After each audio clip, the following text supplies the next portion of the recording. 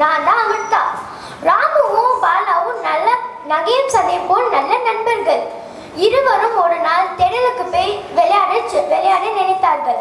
அவர்கள் போய் அங்கு விளையாடும் போது இருவரும் வெயிலோட விளையாட, வெயிலோட உறவாட, வெயிலோட மண்ணில் கட்டி ஆட்டம் போட்டோமே என்று உற்சாகமாக பாடிக்கொண்டே விளையாடினார்கள்.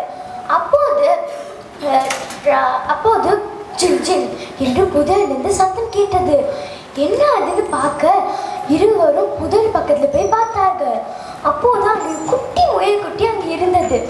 அது அவர்களை பார்த்தோன்னே பயத்தில் அச்சத்திலும் ஓடி போனது. அந்த முயல் இருந்த இடத்தில் ஒரு குட்டி வைரம் இருந்தது. ராமு அந்த வைரத்தை எடுத்து தனக்கு வைத்துக் கொள்ளலாம் என்று ஆசைப்பட்டான். ஆனால் பாலா அவனுக்கு எவ்வளவோ தடுத்து நிறுத்தினான். ஆனால் பாலாவால் முடியவில்லை. இருவரும் சண்டை போட ஆரம்பித்தார்கள். அப்போது அந்த வழியாக சென்றிருக்கும் ஒரு ஆடவர் அவரை தடுத்து நிறுத்தி என்ன நடந்தது என்று விசாரித்தார். அப்போது பாலா நடந்தது எல்லாத்தையும் கூறினார். அப்போது அந்த ஆடவர் ராமுவிடம், நம்மளுடைய பொருள் இல்லாட்டிவிட்டால் நம்ம அதை தொடக்கூடாது, அது ஒரு தவறான செயலாகும் என்று ராமுவுக்கு புத்திமதி கூறினார். அன்றிலிருந்து ராமு நேர்மையான சிறுவனாக மாறினான். நன்றி, வணக்கம்.